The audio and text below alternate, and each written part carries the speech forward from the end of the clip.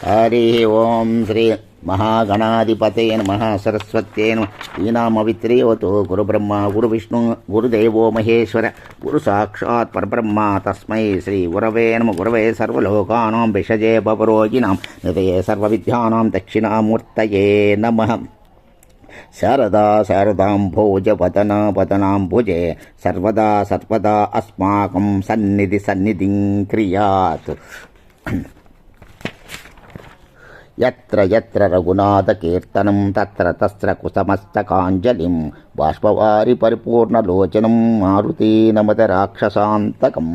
కూజంతం రామ రామేతి మధురం మధురాక్షరం ఆరుహ్య కవితాశాకం వందే వాల్మీకి కోకిలం మనోజవం మారుతతుల్యవేగం జితేంద్రియం బుద్ధిమతాం వరిష్టం. వాతాత్మజం వానరయోధముఖ్యం శ్రీరామదూతం శిరసా నమామి. శ్రీరామదూతం శిరసా నమామి. నమోస్తు రామాయ సలక్షణాయ దేవ్యై చ తస్యై జనకాత్మజాయై. నమో అస్తు రుద్రేంద్ర యమానిలేభ్యో నమో అస్తు చంద్రార్కమరుద్గణేభ్య. సుందరకాండ. ప్రియ భగవద్బంధులారా, సుందరకాండం తెలియజేస్తున్నాము, గమనించగలరు. ఇంతవరకు మనం 189 వరకు తెలియజేసినాము. మరలా 189 నుండి ప్రారంభించుచున్నాము, గమనించగలరు. హనుమంతుని శరీరం ఆ రీతిలో పెరగడం చూసి ఆ సింహిక పాతాళ బిలం లాంటి తన నోటిని తెరచింది. మేఘపంక్తిలా ఆమె గర్జిస్తూ హనుమంతుణ్ణి వెంబడించింది. అప్పుడు బుద్ధిశాలి అయిన హనుమంతుడు తన శరీరమంత ప్రమాణంలో ఉన్న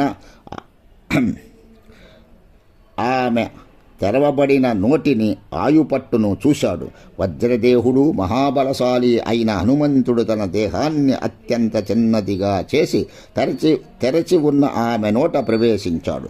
పౌర్ణమి నాడు రాహుచే కబళింపబడుతూ ఉన్న పూర్ణచంద్రునిలా హనుమంతుడు ఆమె నోట పడిపోతూ ఉండగా సిద్ధులు చారణులు చూశారు. తదనంతరం హనుమంతుడు తన వాడిగోళ్లతో ఆమె ఆయుపట్లను చీల్చి ఆమె నోరు మూతపడే లోపలే మనోవేగంతో పైకి తిరిగి వచ్చేశాడు. గొప్ప బుద్ధిశాలి అయిన హనుమంతుడు ధైర్యంతోనూ నేర్పుతోనూ సామర్థ్యంతోనూ ఆ సింహికను పడగొట్టి మరుక్షణమే తన శరీరాన్ని పెంచివేశాడు. హనుమంతుడు ఆమె గుండెను చీల్చివేయగా ఆ సింహిక విగతజీవి అయి నీళ్లలో పడిపోయింది. హనుమంతుడు చిటికలో చంపేసిన ఆ సింహికను చూసి గగనచెరులైన భూతాలు అతడితో ఇలా పలికాయి: ఓ వానరశ్రేష్ఠ, ఈ మహాప్రాణిని వధించి ఇప్పుడు నువ్వు అసాధ్యమైన కార్యాన్ని సాధించావు. ఇక నీ అభీష్ట కార్యాన్ని మంగళప్రదంగా నిర్వర్తించుకో. ఓ కపీంద్ర, అకుంఠిత ధైర్యం, సూక్ష్మ దృష్టి,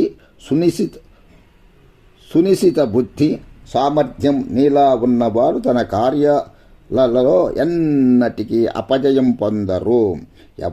వారితో అలా స్తుతింపబడిన పూజ్యనీయుడైన హనుమంతుడు ఆ తర్వాత తన భవిష్యత్ కార్యాన్ని గురించి నిశ్చయించుకొని గరుత్మంతునిలా గగనంలో పయనం సాగించాడు. ఆ విధంగా హనుమంతుడు దాదాపు 100 యోజనాల దూరం గమించి ఇంచుమించు సముద్ర తీరం చేరి నలుమూలలా పరికించగా ఒక వృక్ష పంక్తి అతడి కంటపడింది. హనుమంతుడు క్రిందికి దిగుతూనే నానాపిత వృక్షాలచే తీర్చిదిద్దబడిన ద్వీపాన్ని, మలయ పర్వత ప్రాంతంలోని వనాలను చూశాడు. ఓం నమః శివాయ చ నమః శివాయ. సుందరకాండ 201 వరకు తెలియజేసినాము, గమనించగలరు. ఓం శాంతి శాంతి శాంతి.